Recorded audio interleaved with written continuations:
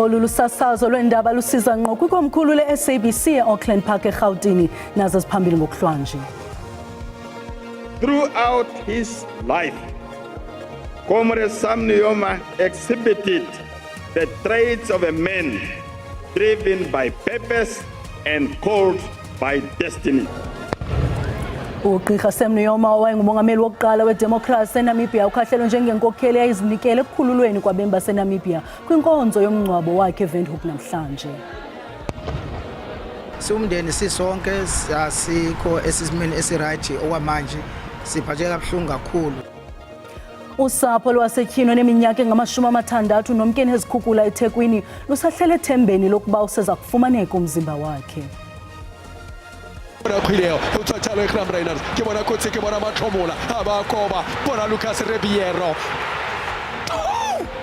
Kwezemidlalo iMamelodi Sundowns wandisile umsantsa encochoyini yeBetway Premiership emva kokubetha iKaizer Chiefs ePitoli ngalemva kwemini.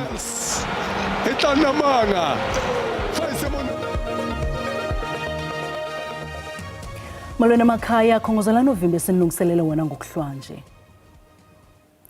Umongameli waseNamibia umnumzana Nangolo Mbumba umkhahlele ngoba esakuba ngumongameli welalizwe ugqirha Sam Nujoma njengenkokheli ebizimisela ukuqinisekisa ukuba liyakhululeka ilizwe laseNamibia kwingcinezelo. Umongameli Mbumba bethetha nabazili abadibene eWindhoek bezokuthi indlela ntle kumongameli wokuqala wedemokhrasi waseNamibia. Ukanti umongameli Cyril Ramaphosa naye uzimasile lo mngcwabo. Amawakawaka bazila ngungelene eWindhoek ezokunika imbeko yokugqibela kwiswenye somzabalazo nokwangumongameli wokuqala wentando yesininzi eNamibia ugqirha Sam Nujoma. OkaNujoma wakhokela umzabalazo wokulwa nengcinezelo ngenjongo zokukhulula iNamibia kumakhamandela engcinezelo. Namhlanje umongameli waseNamibia ugqirha Nangolo Mbumba uthi okaNujoma ushiya umqela wenkululeko nokuzimela kwabemi baseNamibia. Since Sam Nujoma is Namibia's past, Namibia's present, and Namibia's future, we don't bid farewell. We don't bid him farewell. But we mourn and celebrate his life, his history, and his achievements. Throughout his life, Comrade Sam Nujoma exhibited the traits of a man driven by purpose and called by destiny. Ukanti usapho luthi luyayibulela inkxaso luyifumeneyo oko kwavakala ukutshaba kwelitshantliziyo lenkululeko. On behalf of the Nujoma, Kondombolo and Musimba families, and indeed on my own behalf, to express our profound gratitude to the government of the Republic of Namibia for conferring the highest honor of a state funeral and of a national hero to our family's pillar of strength and protector. A man whose dedication to the total liberation of our country from the yoke of apartheid colonialism was total and unquestionable. Lenkokheli ngasekhoyo yaseNamibia yothulelwe umnqwazi ngendima yayo yokwazi ukumanya uluntu nangokuba ligorha lenkululeko nelamela imfuno zelizwe laseNamibia. Usapho lwasetyhino neminyaka engama-60 nomkeni ezikhukhula eThekwini KwaZulu-Natal lusahlele ethembeni lokuba useza kufumaneka umzimba wakhe. Usapho lokaMhlongo lolunye lwentsapho ezingama-280 ezithe zachaphazeleka zizikhukhula zakutshanje. Urhulumente wephondo uthi kusweleke abantu abalithoba ukususela ngoLwesibini isengumntu omnye ongekafumaneki. Izisulu zezikhukhula zakamumva zisuswe ehholo lomphakathi eBayview zahlaliswa endaweni yesikhashana enkabeni yeTheku. Umndeni wakwaMhlongo uthi akugona owokuqala behlaselwa izikhukhula. UNtomkhona Mhlongo uthi ngo-2011 babephakathi kwemindeni eyasuswa eMega Village yayiswa ehholo laseTheys ngenxa yezikhukhula. Babe sebenikwa indawo yokuhlala kolindela kugwala eLamontville ngo-2020. Kodwa ke uMhlongo uthi umndeni wakhe waphinde wayingxenye yaleyo eyakhahlanyezwa izikhukhula zango-2022. Ekucaleni kwaleli sonto umndeni wakwaMhlongo wehlelwe isimo esifanayo okuholele ekutheni kunyamalale ilungu lomndeni. Wasambiza wayesathi sicela usilungisele le manzi aqhamuka eswinthini ngoba iwona azosilimaza kakhulu okudlula lawo ngoba wona manje azosivimba mase sibalekela lawo. Wathi umasipala uzoyenza icebo. Lelo cebo labo kiplan namanje kwazoba u5 years. Ngemumva kwezimvula ezinamandla zakamumva, uhulumeni wesifundazwe unxuse izakhamuzi ezakhe ezindaweni eziphansi ukuthi zifune izindawo eziphakeme ukuze ziphephe. Kodwa amanye amalungu omphakathi akholelwa ukuthi lezi zinhlekelele zakamumva bezingagwemeka ukuba iziphathimandla bezibakhe ezindaweni eziphephile labolindele. Siumndeni sisonke asikho esimeni esiright okwamanje siphatheke kabuhlungu kakhulu. Kodwa ke okwenza isimo sibe ngaphezulu kwamandla noma nokuqonda ukubona ukuthi mhlawumbe kuba babe hleli endaweni eyayiphephile ngabe akwenzekanga lokho. Ungqongqoshe wezokuhlaliswa kwabantu unkosikazi uThembi Simelane ulindeleke ukuthi ahambele izindawo ezikhahlanyezwe izikhukhula esifundazweni ngesonto elizayo. Ngingonhlakani Magwaza ezindabeni zeSABC eThekwini. Umbutho weliwespaza uhlaba ikhwelo kuhulumente ukuba akhwebe imbizo kazwelonke ukuxovula imiba ngespaza. Umongameli walombutho uthethe nabamajelo endaba ngaphandle kweofisi zikamasipala waseTshwane namhlanje. We call for a holistic collective response from all stakeholders, government, industry, civil society, to address the challenges facing spaza shops. By working together, we can create an environment where small business thrive, contributing to economic growth and community well-being.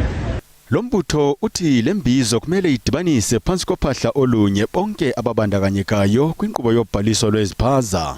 Okwathi lenhlanganiso iza kunceda abanini izivenkile kwanabo bazithengiselayo bakwazi ukuzibuzela imibuzo ngenqubo yobhaliso. We are asking for a one-time system, a system that will collaborate the municipality, health and safety, so that we can be able to deal at once with this thing.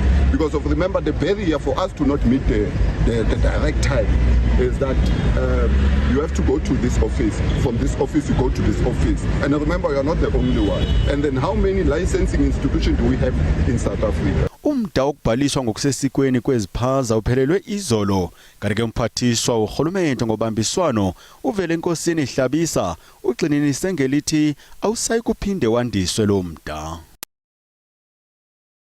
Kwalapha ezindabeni uxhalabile umbutho waboshishino lwenyusi kukubulawa kwenyusi ngobuninzi kweliphondo kodwa masiqale evenkileni.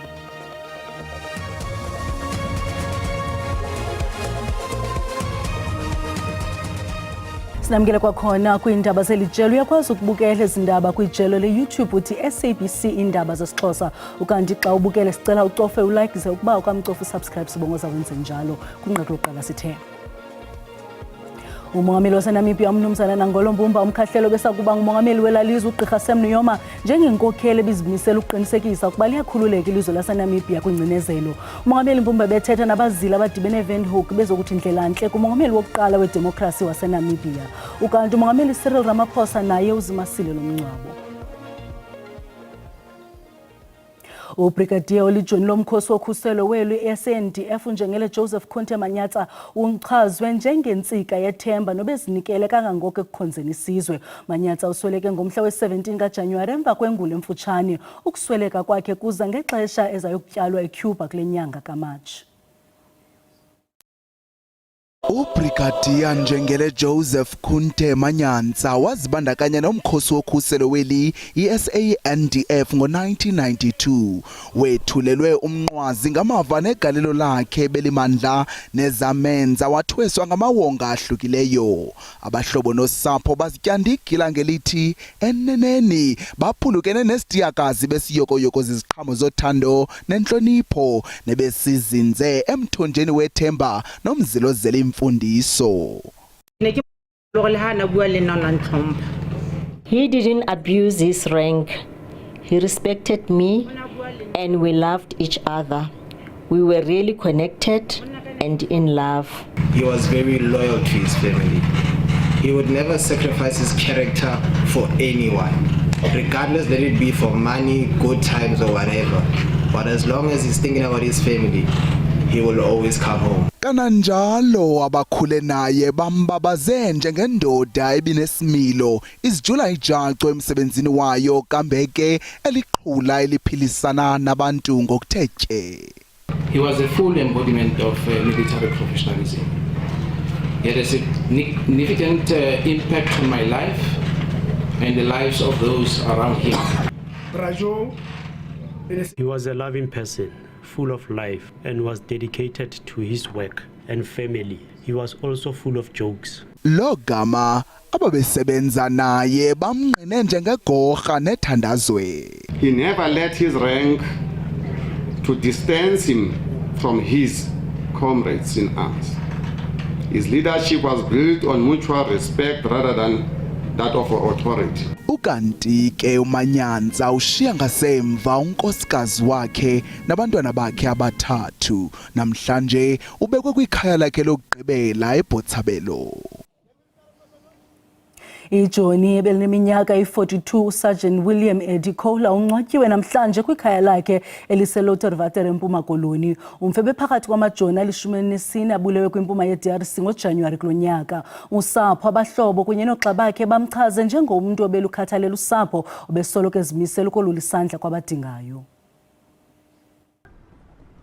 Ibilusuku olunzima olu kusapho lukaSergeant William Kohler nanjengoko bebezokunika imbeko yokugqibela ngaphandle komsebenzi wakhe kumkhosi woMzantsi Afrika, umfi ebengutata, unyana, umhlobo ekwasizalwane kwabanye. Ukhunjulwe ngokuzinikela kwakhe kumsebenzi wakhe nangokuba sisicaka soluntu. Ibiyinkonzo yomngcwabo endilisekileyo efanele iqhawe. uSergeant Kohler ungcwatywe ngokwenkonzo endilisekileyo yomkhosi. Kungoku nje kwenziwa iinzame zokuqinisekisa ukhuseleko lwamajoni oMzantsi Afrika atyalwe kwimpuma ye-DRC. Well, we will be doing a debrief after the incident of a DRC, and in doing the debrief we will look at as to whether there were mistakes on our side and whether those mistakes can be rectified in future, and if those mistakes needs the involvement of the National Treasury, obviously we will follow the procedure. Kukwakho nezicwangciso zokuwonga eli qhawe liwele emfazweni. Well, we take it that defense is a state and it's a national competence, but because it's our son, he's our hero, there will be one important thing to be renamed after him around this area to motivate more young people so that his name also doesn't disappear. Lo mngcwabo uqukumbela imingcwabo eliqele ebanjwe kweli jikelele yamajoni ali-14 abulewe kwimpuma ye-DRC. Isebe lezemfundo eGauteng lithathe imbizo yalo yokhuseleko lwezikolo eSidibeng kumazantsi eGauteng. Injongo yeliphulo kukulungisa imiba yobundlobongela, ukungcungcuthekiswa kunye nokusetyenziswa gwenxa kweziyobisi ezikolweni. Isebe lithi lifuna ukubandakanya uluntu lwasekuhlaleni, ootishala kunye nabazali ukunyanzeliswa komthetho nokuphucula ukhuseleko ezikolweni. Today we expect all stakeholders to participate in sharing of ideas on how we can really deal with the school safety in this region.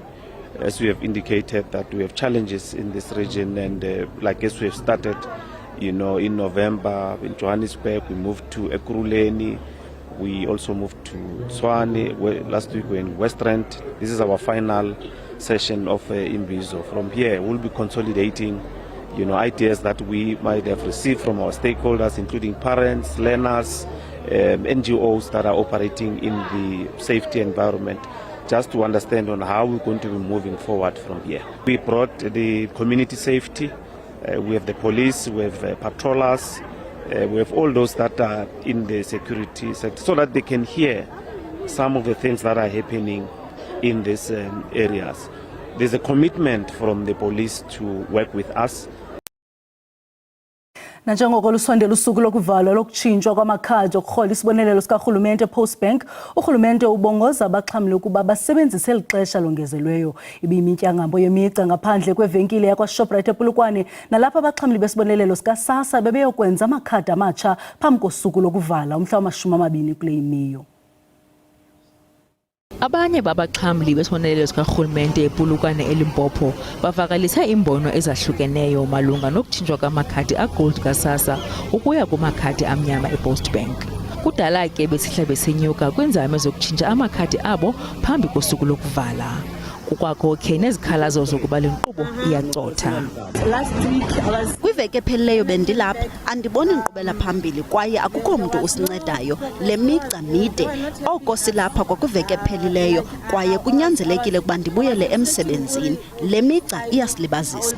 iPostbank ithi abaxhamli basezakwazi ukusebenzisa amakhadi abo agold eSASSA kule nyanga kaMatshi. Ukanti ke amakhadi agold aza kuvalwa ngentsimbi yesihlanu ngomhla wama-20 kule nyanga. Ukusukela ngomhla wama-20 kuleyo kwindla ukutsho ngoMatshi onke amakhadi agolide wakwaSASSA aza kucinywa yaye aza kuyeka ukusebenza. La makhadi awazokwazi ukukhupha imali okanye ukujonga imali eshiyekileyo kwi-ATM okanye ezivenkileni. Kusenjalo iPostbank kunye neSASSA babaqinisekisile abaxhamli abangaphosa usuku lokuvala ukuba imali zabo ziza kuqhubekeka ukungena kwiiakhawunti zabo baze ke bazifumane ePostbank kuphela. Umbutho woshishino lwenyusi eNtshona Koloni iWestern Cape Bee Industry Association uthi uxhalabile zingxelo zokutyhefa kwenyambalala yeenyusi zobusi jikelele kweliphondo. Abafuyi beenyusi bakhuphe ingxelo ngokutshabalala kwentlaninge yeenyusi. Lo mbutho utyhola ngelithi amanye amafama asebenzisa ngokungakhathali izibulali zinambuzane eziyingozi nezibulala iinyosi kwaye ngenxa yoko okukubeka ukhuseleko lokutya emngciphekweni. Iinyosi zobusi zidlala indima enkulu kwinkqubo yohlumelo lwezityalo, zibalelwa ku-50 izityalo ezixhomekeke kule nkqubo kweli. Umbutho wabafuyi beenyosi uthi ubala ilahleko kwezi ntsuku ngenxa yeenyosi ezityhefa zezibulali zinambuzane ezisetyenziswa ngamafama. The amount of hives that's been affected is about 242 at this stage. In that 240 hives plus is there between 20 and 50,000 bees in the hive. So you can see how many millions of bees have been killed. Without bees, we have nothing. The farmers need us, and we actually need the farmers because they're bringing an income to beekeepers. A lot of beekeepers, that's their income, is either pollination, byproducts or honey. Iziphumo zelaboratory zibonisa kamhlophe ukuba yeyiphi le michiza ibulala ezinyosi kwaye ingcali zithi oku kuqatsele kweliphondo. Certain farmers are spraying when their crops are in full bloom and the honeybees are foraging and doing pollination on these crops. It's completely irresponsible to spray chemicals on the crops when the bees are doing the job of pollination. Lo mbutho ubongoza amafama ukuba ahlabe ekhangele kwaye asebenzisa imichiza engenabungozi kwiinyosi. Kwiindaba ze-SABC ndinguSiphiwe Wobasi eRiversdale kwiphondo leNtshona Kapa. Okanye ngoku sinayo intatheli yethu yezobuchwepheshe uSandile Hlangane siza kumngcambazisa ngeemoto zombane. Sandile, siyakwamkela. Ungasityebisela ngoshishino lweemoto zombane luhamba njani?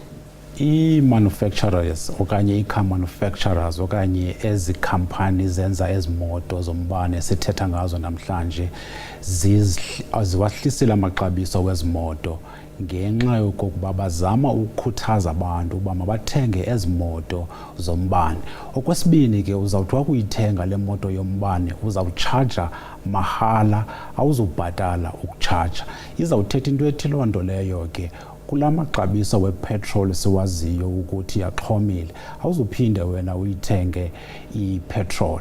Enye inkxalabo ke yabantu phambi kokuba bathenge ezimoto abo banawo umdla bathetha ngento ye-load shedding ne-charging stations. Apha eSouth Africa sine-charging stations ezi-over 350. Okwesibini kulento ye-load shedding, xa uyithenga le moto yombane okanye ezi moto sizibiza ngoba zii-EVs ziphuma nee-sockets zazo. Le socket ke yinto efana nala power bank yefowuni ne-charger. Iyawuthetha ukuthi loo nto leyo izawuhlala le charger yakho yale moto igcwele. Uzawuthi ke xa uhambe umbane apha endlini okanye apha ekhaya uthathe le socket yakho uyicharge imoto yakho. Okwesibini ke ezi charging stations ke zihamba ne-generators okanye ke sometimes zihambe ne-solar panels ukwenzela okokuba xa uhambile umbane ikwazi i-solar panel ikwazi ukuchargela i-power station yakho le. Okokugqibela ke into ebalulekileyo kukuba ezi moto ke enye ye-benefits zazo kukuba azinayo i-engine. Ithetha ukuthi loo nto leyo kwezi parts bendithetha ngazo ndisithi zi-expensive asoze uphinde uthenge parts wena. And okwesibili le nto bendithetha ngayo ye-petrol ke enye ye-benefits kukuba awusoze uphinde ukwazi uthenga i-petrol. And ke xa uyicharger ke izawuthatha i-hour, ine-fast charger iphinde ibe ne-charger yaba kancinci. Sibama ngazibini Sandile. Thank you. Kwezemidlalo iMamelodi Sundowns wandisile umsantsa engcochoyini yeBetway Premiership kulandela ukubetha iKaizer Chiefs ngoncipho wenqaku elinye eqandeni ePitoli ngalemva kwemini. iSundowns ngoku ikhokela ngamanqaku ali-18 phezulu kwilog, iqokelela amanqaku ayi-54 emva kwemidlalo engama-20. iChiefs sele ibethwe ka-8 kule season emva kwemidlalo eli-19 nangamabalengwa lomdlalo. Ngaloo ndlela siwuqongqothela uvimba wangokuhlwanje. Masithibane kwakhona ngomso ngaxeshanye kamnandi mawethu.